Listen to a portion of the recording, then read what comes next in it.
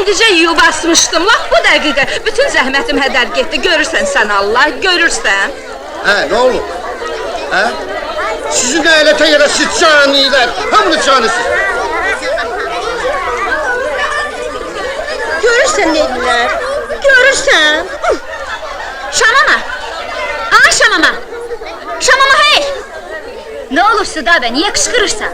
Bura bax, qoca vaxtında deyəsən xərifləmisən ha. Vedrəni hara gəldi vızıldadırsan. Belə də şey olar, bir bax da.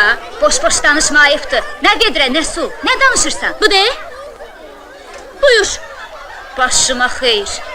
Özü xalqın vedrəsini götürür, sonra da qışqırıb bütün həyəti dəng edir. Kim götürür, mən? Bir də əlimi o vedrəyə vursam, Allah mənə qənim olsun.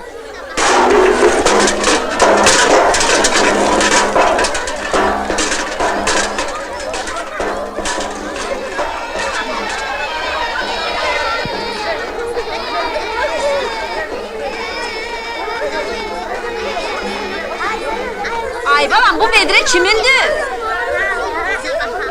Kimindir, ha? Andıra qalsın, vedrə də sizdə. 100 dəfə demişəm bu quyunun ağzını açıq qoymayın. Bəyəm mən bilmirəm, onun vedrəsidir də. Elə gözü məni görür. Mənim üstümə qışqırmaqdansa get öz uşaqlarıva göz ol. Ay səni görürsən sən Allah. Başı vora niyə soxmursan? Yer tapmadın oynamağa, ay səni. Sabunlamaq lazımdır. Bu deyil mənim vedrəmi götürən. Niyə belə edirsən ay bala?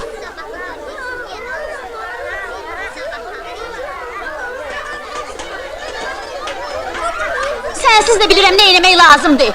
Ay arvad, Almanlar, Almanlar! Nə?